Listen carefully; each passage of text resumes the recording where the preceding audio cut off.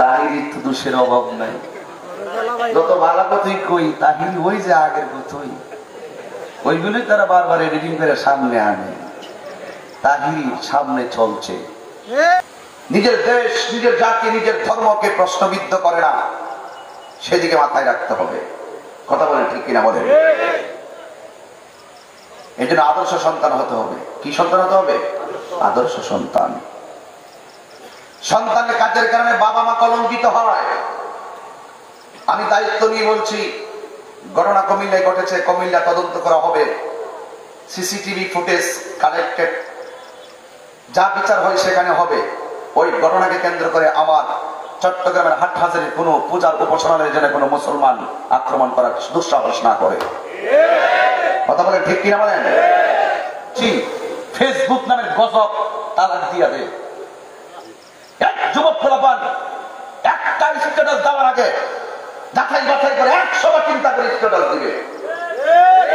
Facebook নামক গজবের কারণে বড় ধরনের সহিংসতা হচ্ছে, ইসলাম প্রশ্নবিদ্ধ হচ্ছে, মুসলমানদের ভাবমূর্তি ক্ষুণ্ণ হচ্ছে।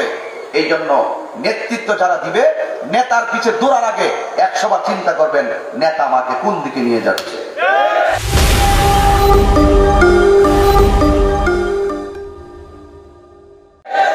বাবা মা যদি মূর্খ হয় তাকে কি নিন্দা করা যাবে? বাবা মা যদি ইহুদি খ্রিস্টান হয় তাকে কি নিন্দা করা যাবে? আল্লাহর হাবিব বলেন, বাবা মা যদি মুশরিকা হয়, মুশরিক যদি হয়, তাকে সম্মান করে কথা বলতে হবে। ঠিক কি না বলেন? কিছু সন্তান আছেন যাদের কিছু কর্মের কারণে বাপ মা কথা শুনে, আছে না? গত কিছুদিন আগেও কুমিল্লাতে মন্দিরের উপরে কোরআন শরীফ লিখেছে। রাখছি কিনা? যে কেউ রাখো, যে কোনো ধর্মের মানুষ রাখো, এই কাজটা অসুন্দর। কথা বলেন ঠিক কিনা বলেন? আমরা তার নিন্দা জানাই। আমরা তার কুমিল্লাতে প্রশাসন আছে না নাই? ওনারা তদন্ত করবে, বিচার করবে, এদেরকে সর্বোচ্চ শাস্তির আওতায় আনতে হবে। ঘটনা ঘটছে কোথায়? কুমিল্লায়। তো আমরা দেখতে পেলাম বিভিন্ন জেলায় উপজেলায় বিভিন্ন ধরনের প্রতিবাদের নামে সহিংসতা শুরু করে দিয়েছে। এটা কেন? এটা করলেন কেন? ঘটনা যেখানে ঘটেছে সেখানে বিচার হবে। আমরা মুসলমান, কখনো এক ধর্মের আমরা মুসলমান হয়ে অন্য ধর্মের কাহারও উপাসনালয়ে আঘাত করতে পারি না। এটা মাথায় রাখবেন। আমি দায়িত্ব নিয়ে কথা বলছি, এটা মাথায় রাখবেন। ভদ্র সন্তান যারা, তারা কখনো সুযোগ সন্ধানী হয়ে নিজের দেশ, নিজের জাতি, নিজের ধর্মকে প্রশ্নবিদ্ধ করে না, সেদিকে মাথায় রাখতে হবে। কথা বলেন ঠিক কিনা বলেন? এই জন্য আদর্শ সন্তান হতে হবে। কি সন্তান হতে হবে? আদর্শ সন্তান। সন্তানের কাজের কারণে বাবা মা কলঙ্কিত হয়। আমি দায়িত্ব নিয়ে বলছি, ঘটনা কুমিল্লায় ঘটেছে, কুমিল্লা তদন্ত করা হবে, সিসিটিভি ফুটেজ কালেক্টেড, যা বিচার হয় সেখানে হবে। ওই ঘটনাকে কেন্দ্র করে আমার চট্টগ্রামের হাটহাজারীর কোন পূজার উপাসনালয়ে যেন কোনো মুসলমান আক্রমণ করার দুঃসাহস না করে। কথা বলেন ঠিক কিনা বলেন?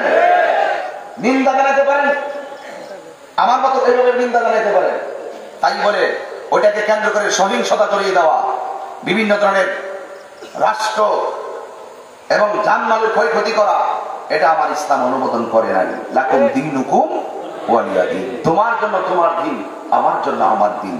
32টা দাঁতের ভিতরে জিহ্বাটা যেমন নিরাপদ, অন্যান্য সংখ্যালঘু বিধর্মীরা মুসলমানদের কাছে তার চাইতে বেশি নিরাপদ থাকতে হবে। এটাই হলো ইসলাম। এটাই কি? আমি দায়িত্ব নিয়ে বলছি, ফেসবুক নামের গজব তালাক দিয়া দে। এক যুবক পোলাপান একটা স্ট্যাটাস দেওয়ার আগে যাচাই বাছাই করে 100 বার চিন্তা করে স্ট্যাটাস দিবে। ফেসবুক নামক গজবের কারণে বড় ধরনের সহিংসতা হচ্ছে, ইসলাম প্রশ্নবিদ্ধ হচ্ছে, মুসলমানদের ভাবমূর্তি ক্ষুণ্ণ হচ্ছে। এই জন্য নেতৃত্ব যারা দিবে, নেতার পিছে দৌড়ার আগে 100 বার চিন্তা করবেন নেতা আমাকে কোন দিকে নিয়ে যাচ্ছে। আরে হাত তুলে বলুন ঠিক কি না বলুন? 100 বার চিন্তা করবেন। সাবধান করে আমি দায়িত্ব নিয়ে বলছি, আল্লাহ আমাদের সকলকে কবুল করুন, আল্লাহ আমাদের সকলকে বোঝার তৌফিক দান করুন। আর জোরে বলেন আমিন। বাবার আবার কোথায় জানি গিয়েছিলাম, বলছিলাম ওই কথাটাই, আদর্শ সন্তান যারা তারা কখনো ফাসাদ লাগায় না, আদর্শ সন্তান যারা তারা কখনো গুজব প্রচার করে না, আদর্শ সন্তান যারা তারা কখনো ধর্ম নিয়ে বাড়াবাড়ি করে না। হিন্দু, বৌদ্ধ, খ্রিস্টান সাম্প্রদায়িক সম্প্রীতিকে বিনষ্ট করার জন্য একদল সুযোগ সন্ধানীরা তারা বিভিন্ন সময় বিভিন্ন উস্কানি দিবে, সেই উস্কানিতে আপনারা পা দিবেন না। আমরা সভ্য ফ্যামিলির সন্তান, আমরা ভদ্র ফ্যামিলির সন্তান, অভদ্রদের পিছনে আমরা ঘুরব না। আল্লাহ রাব্বুল আলামিন বলেন,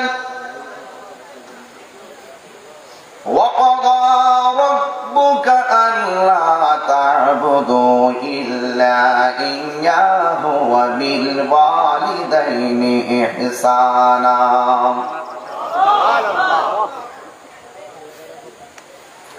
আল্লাহ রাব্বুল আলামিন বলেন,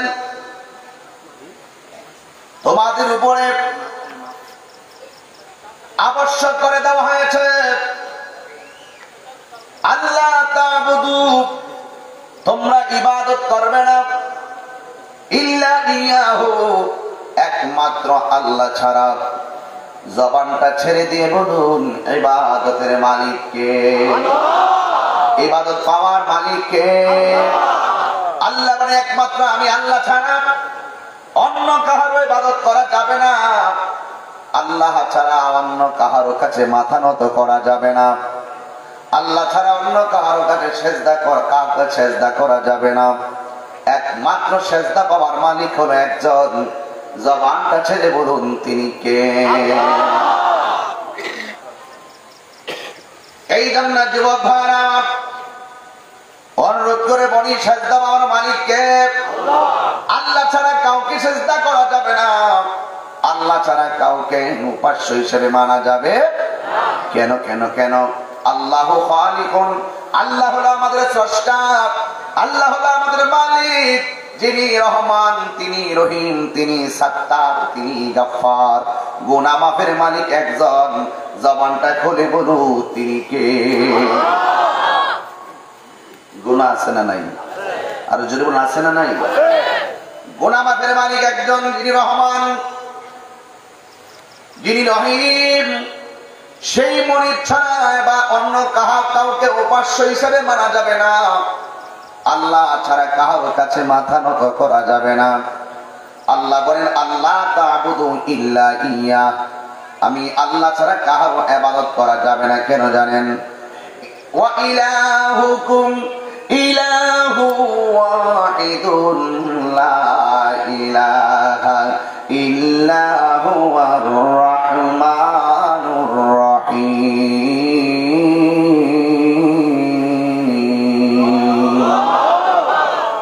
কোরআন শরীফ পড়লে কি খারাপ লাগে? তাহলে আমি যখন তিলাওয়াত করব আপনারা সবসময় প্রস্তুত থাকবেন একজনকে ডাক দেওয়ার জন্য। তিনি কে? আরো জোরে বলেন তিনি কে? আবার বলছি, ওয়া ইলাহুকুম ইলাহু ওয়াহিদুন লা ইলাহা ইল্লা হুয়ার রাহমানুর রহিম। আরেকটু প্রস্তুত থাকেন। আওয়াজ প্রস্তুত আছেন তো? আছেন না? আমি একটু আওয়াজী মানুষ, আওয়াজ না হলে আমার ভালো লাগে না। যতই কষ্ট শারীরিক ভাবে, কিন্তু গলায় কষ্ট নাই। মনে হচ্ছে যেন কোরআন তেলাওয়াত করে এমন একটা টান দিব, এই মুহূর্তে যদি আমার মরণ হয়ে যায়, আমার মতন সৌভাগ্য আর কেউ নাই। আমি I thinking about my self, আমি জীবন নিয়ে চিন্তা করি, কিন্তু জীবনটা যদি রাসূলের কদমে কুরবান হয় তাহলে আমার জীবনটা ধন্য হয়। জীবনটা অনেক দাম, এটাকে কাজে লাগান। এবার প্রস্তুত তো আল্লাহকে ডাক দেওয়ার জন্য? প্রস্তুত আছেন তো ইনশাআল্লাহ? ওয়া ইলাহুকুম ইলাহু ওয়াহিদুন লা ইলাহা ইল্লা হুয়ার রাহমানুর রহিম।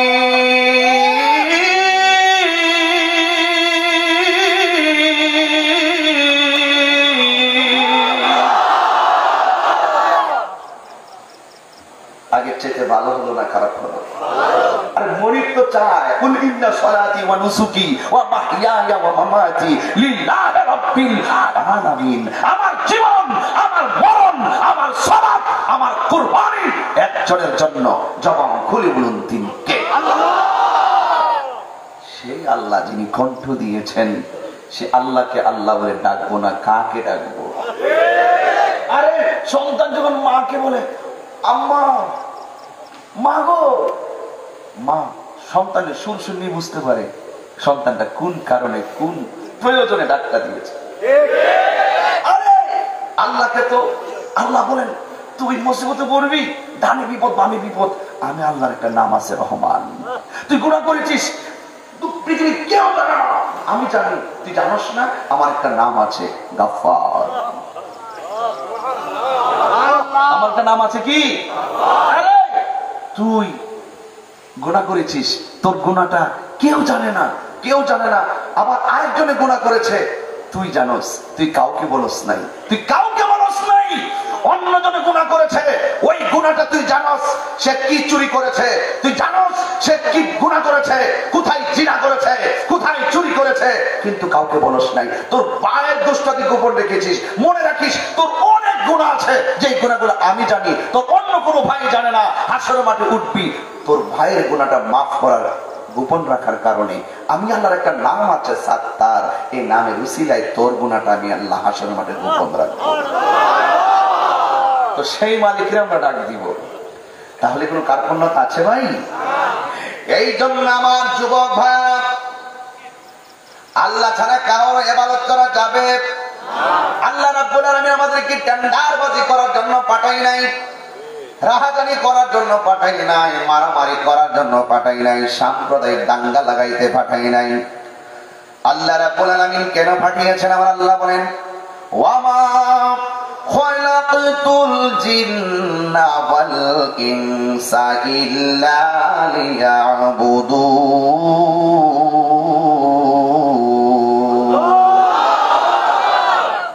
আল্লাহ রাব্বুল আলামিন বলেন আমি মানুষ এবং জিন জাতিকে সৃষ্টি করেছি লিয়াবুদুন। আমি আল্লাহ রাব্বুল আলামিন মানুষ এবং জিন জাতিকে সৃষ্টি করেছি একমাত্র আমি আল্লাহর গোলামি করার জন্য। নামাজের মাধ্যমে যার গোলামি হয়, রোজার মাধ্যমে তার গোলামি হয়, নামাজের মাধ্যমে যার গোলামি হয়, হজের মাধ্যমে তারই গোলামি হয়। কথাটা ঠিক কিনা বলেন? নামাজের মাধ্যমে যার গোলামি হয়, জিকিরের মাধ্যমে কার গোলামি হয়? ফাযকুরুনি আযকুরকুম ওয়াশকুরুলি ওয়ালা তাকফুরুন।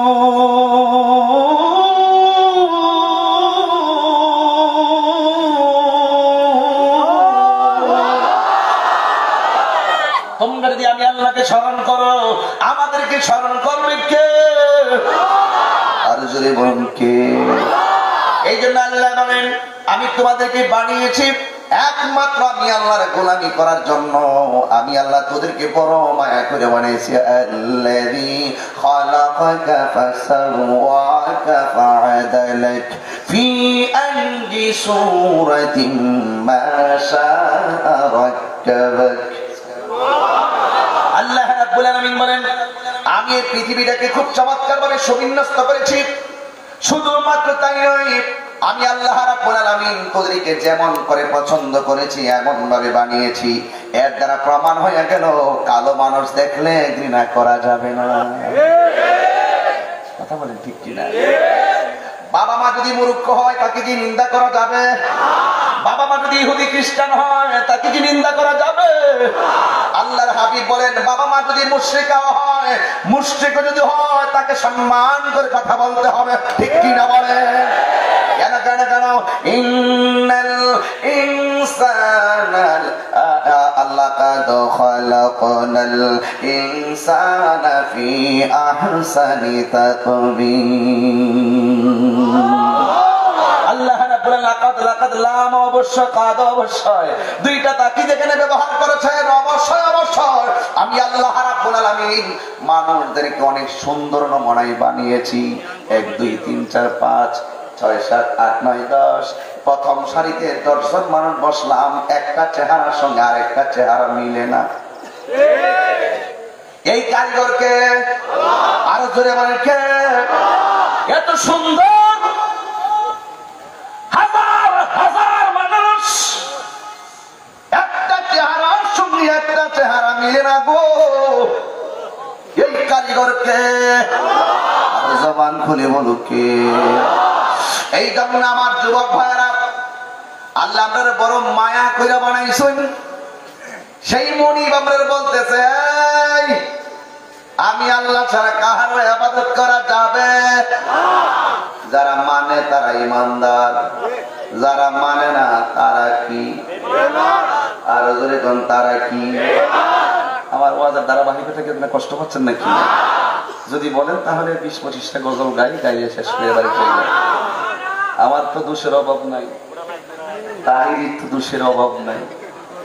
যত ভালো কথাই কই, তাহিরি ওই যে আগের কথাই, ওইগুলোই তারা বারবার এডিটিং করে সামনে আনে।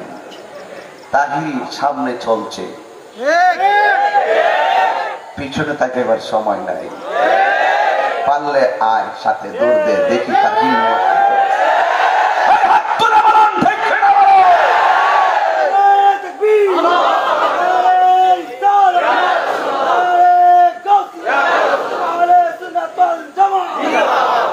আল্লাহ আকবার জোরে বলুন। কষ্ট হইলে বলবেন, আমি ওয়াজ গুছাই বাড়ি যাব। এবং যদি আপনারা একটু সময় দেন তাহলে কিছু আস্তে আস্তে কিছু কথা বলবো। কষ্ট হবে আপনাদের?